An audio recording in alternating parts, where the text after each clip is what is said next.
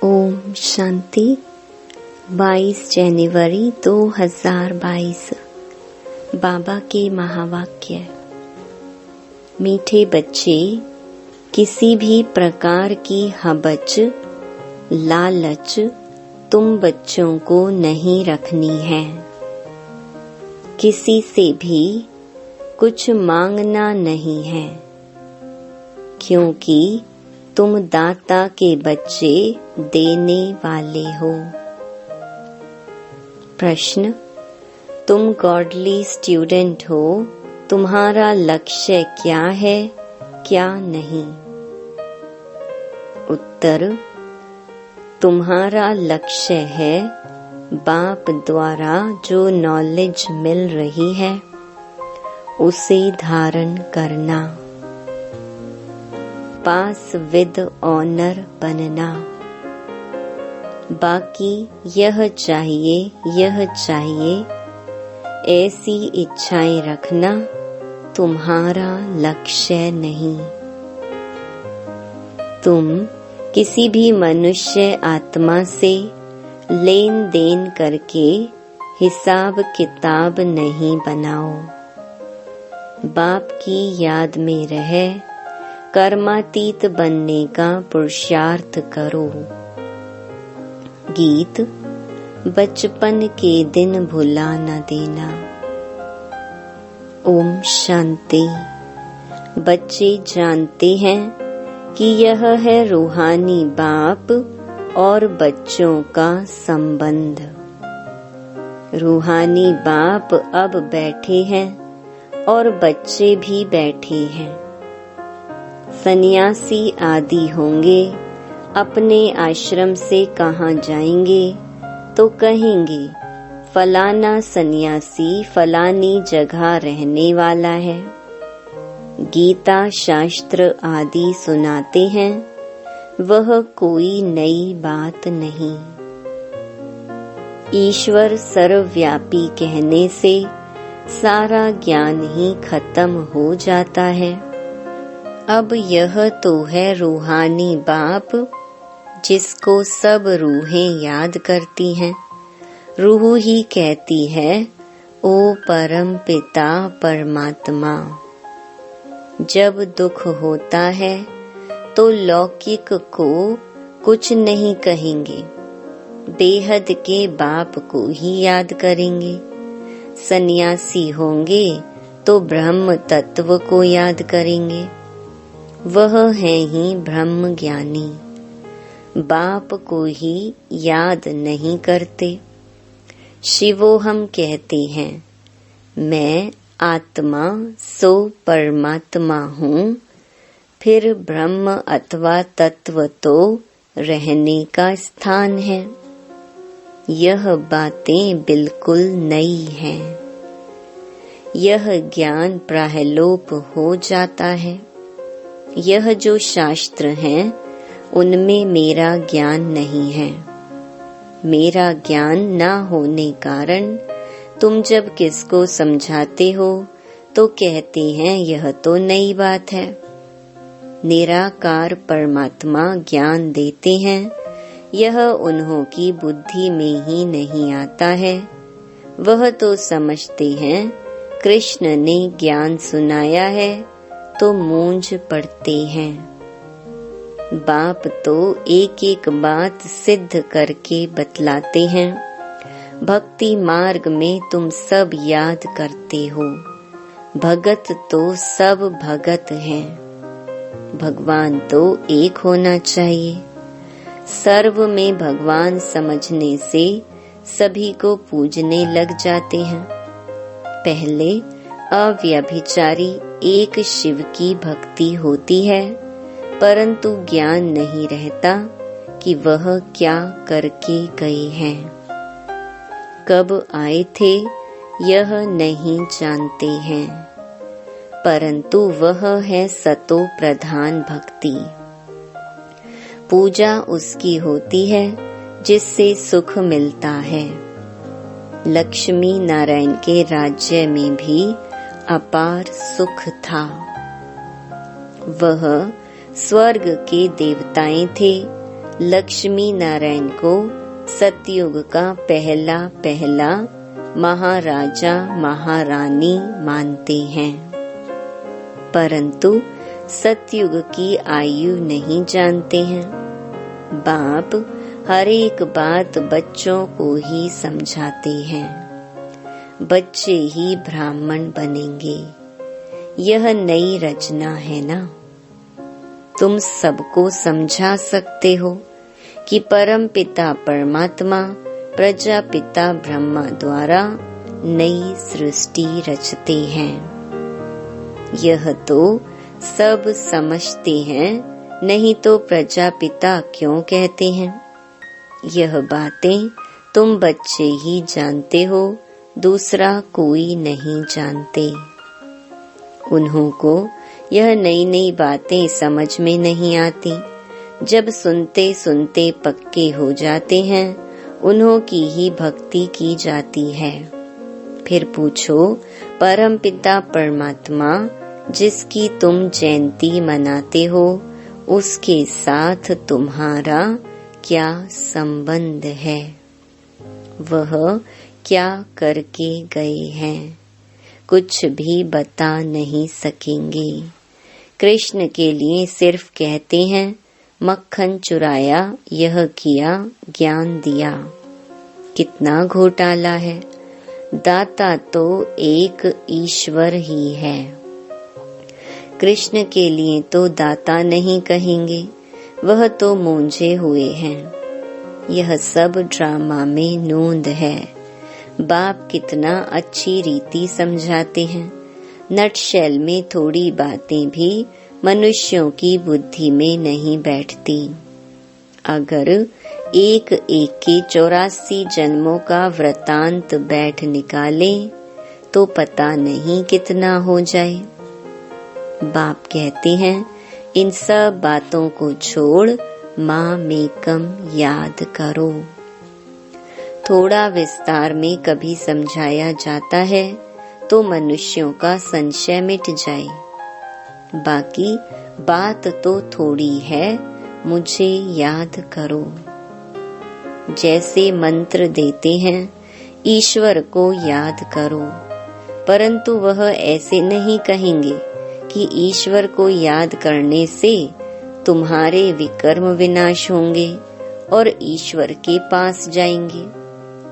यह तो बाप ही समझाते हैं, तो गंगा स्नान से विकर्म विनाश नहीं होंगे। इस समय हर एक पर विकर्मों का बोझा बहुत भारी है। सुकर्म थोड़े होते हैं, बाकी विकर्म तो जन्म जन्मांतर के बहुत हैं। कितना ज्ञान और योग में रहते हैं तो भी इतने विकर्म हैं जो छूटते ही नहीं हैं। जब कर्मातीत बन जाएंगे, फिर तो तुमको नया जन्म नई दुनिया में मिलेगा। अगर कुछ विकर्म रहे हुए होंगे तो पुरानी दुनिया में ही दूसरा जन्म लेना पड़ेगा। ज्ञान तो बच्चों को बहुत अच्छा मिल रहा है। बाप कहते हैं, और कुछ नहीं समझते हो तो बाप को याद करो। इससे भी सेकंड में स्वर्ग की बादशाही मिल जाएगी। एक कहानी भी है खुदा दोस्त की। एक रोज के लिए बादशाही देते थे। अब तुम जानते हो, बाबा ही त्वमेव माताश्च पिता बंधु सखा हो गया, तो खुदा दोस्त हुआ ना। अल्लाह अव्वल दीन, खुदा दोस्त, यह सब बातें इस समय की हैं।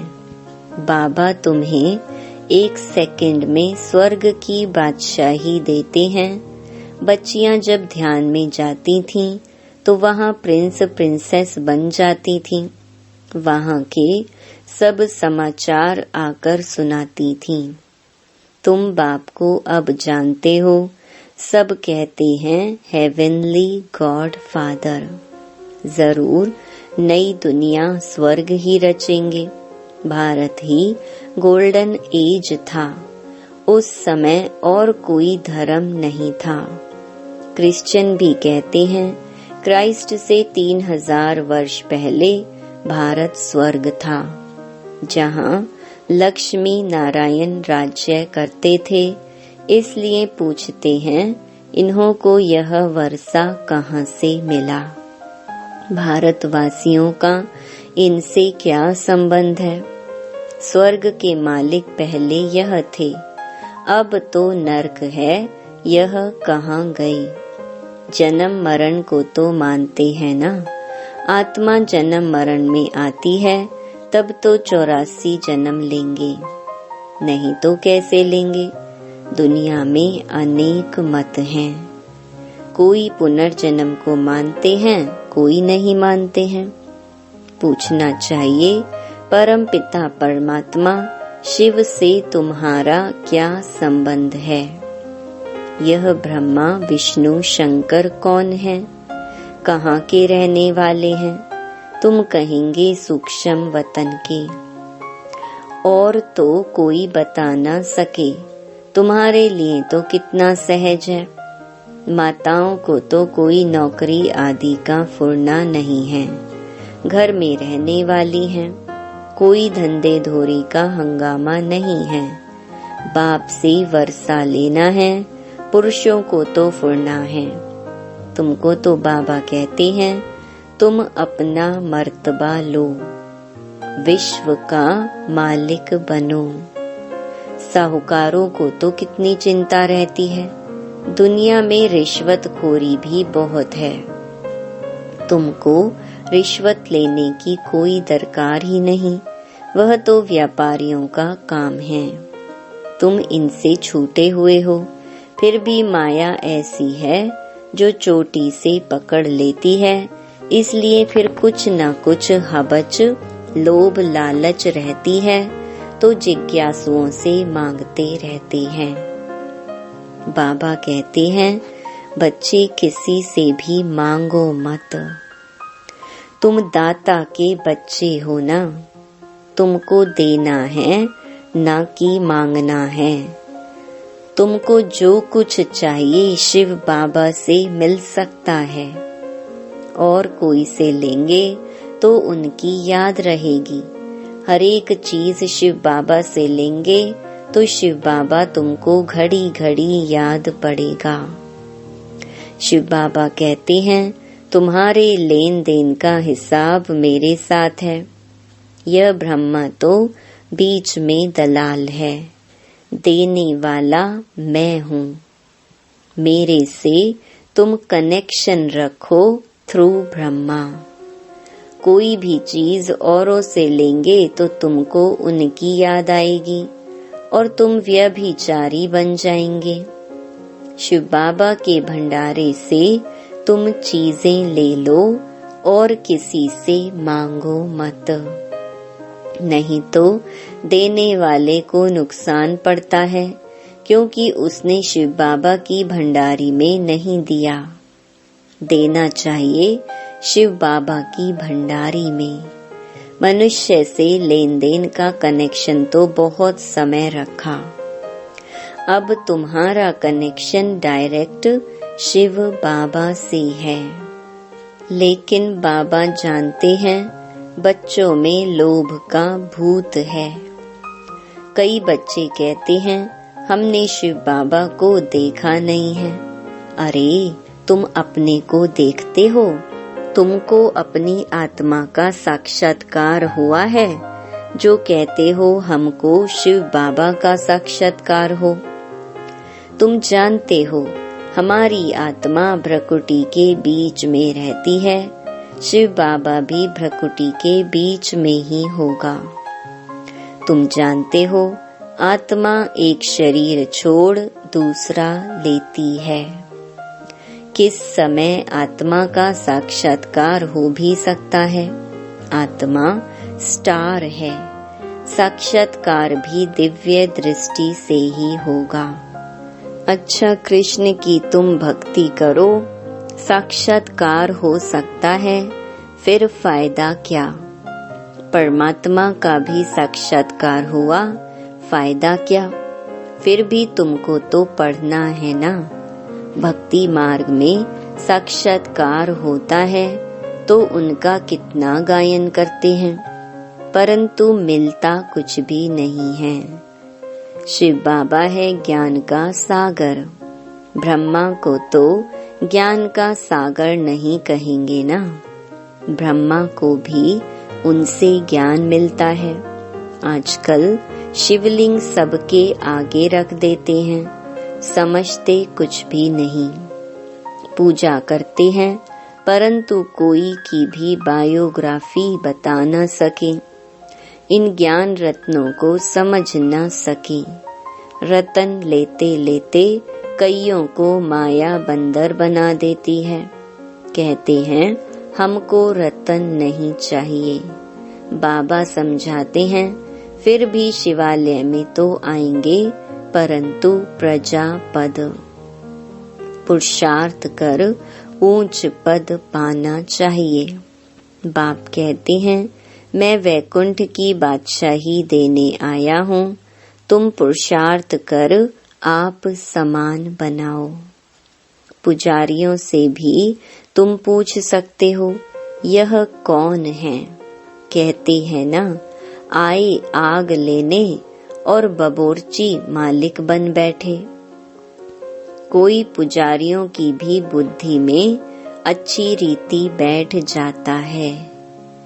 हम भी पुजारी थे, अब पूज्य बने हैं। यह लक्ष्मी नारायण पूज्य किस पुरुषार्थ से बने हैं तुम समझा सकते हो। बाबा कहते हैं जहाँ मेरे भगत हैं उनको समझाओ। भगत होंगे शिव के मंदिर में, लक्ष्मी नारायण के मंदिर में, जगत अम्बा के मंदिर में जाओ। पुजारियों को समझाओ, वह फिर औरों को समझाएं। पुजारी बैठ किसको जगत अम्बा का ऑक्यूपेशन बताएं तो सब खुश हो जाएं। उनको कहना चाहिए तुम इन बातों को समझो। तुम किसको बैठ इन देवताओं की जीवन कहानी बताएंगे तो तुमको बहुत पैसे मिलेंगे।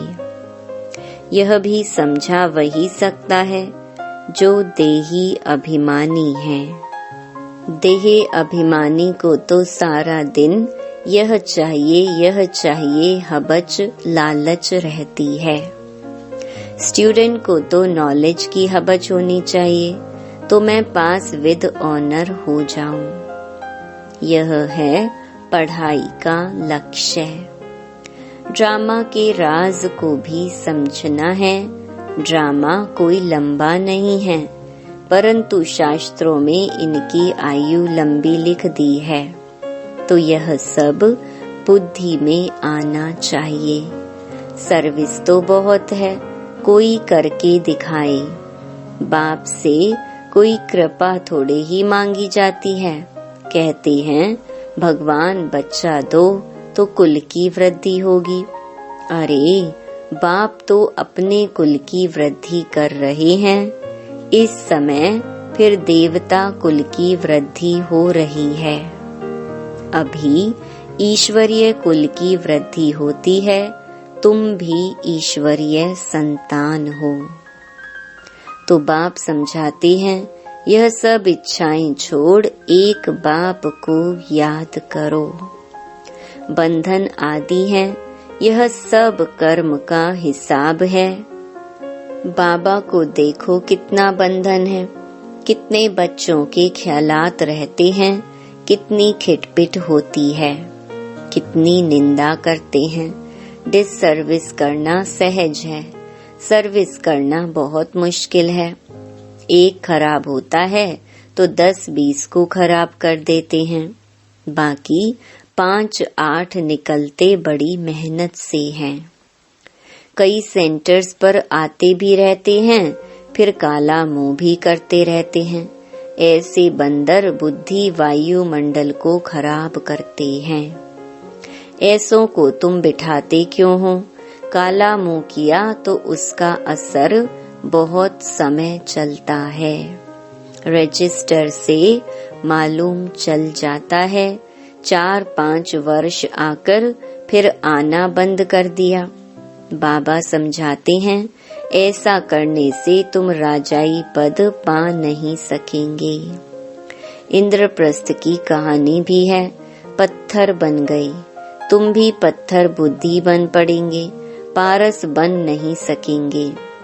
फिर भी पुरुषार्थ नहीं करते, यह भी ड्रामा में नोंद है। राजधानी में नंबरवार चाहिए, नौकर चंडाल आदि सब चाहिए। अच्छा, मीठे मीठे सिके लधे बच्चों प्रति माता पिता बाप दादा का याद प्यार और गुड मॉर्निंग। रूहानी बाप की रूहानी बच्चों को नमस्ते। धारणा के लिए मुख्य सार। पहला, लौकिक सब इच्छाएं छोड़ ईश्वरीय कुल की वृद्धि करने में मददगार बनना है। कोई भी डिसर्विस का काम नहीं करना है। दूसरा, लेन देन का कनेक्शन एक बाप से रखना है, किसी देहधारी से नहीं। वरदान, चारों ओर की हलचल के समय अव्यक्त स्थिति व अशरीरी बनने के अभ्यास द्वारा विजयी भव। लास्ट समय में चारों ओर व्यक्तियों का प्रकृति का हलचल और आवाज होगा। चिल्लाने का, हिलाने का वायुमंडल होगा। ऐसे समय पर सेकंड में अव्यक्त फरिश्ता सो निराकारी अशरीरी आत्मा हूँ, यह अभ्यास ही विजयी बनाएगा। इसलिए बहुत समय का अभ्यास हो कि मालिक बन जब चाहे मुख द्वारा साज बजाएं, चाहे तो कानों द्वारा सुने, अगर नहीं चाहे तो सेकंड में स्टॉप। यही अभ्यास सिमरनी अर्थात विजय माला में ले आएगा। स्लोगन, पुरुषार्थ को तीव्र करना है तो अलबेलेपन के लूज स्क्रू को टाइट करो। लवलीन स्थिति का अनुभव। आदिकाल अमृत वेले अपने दिल में परमात्मा प्यार को संपूर्ण रूप से धारण कर लो। अगर दिल में परमात्मा प्यार, परमात्मा शक्तियाँ, परमात्मा ज्ञान फुल होगा तो कभी और किसी भी तरफ लगाव या स्नेह जा नहीं सकता। ओम शांति।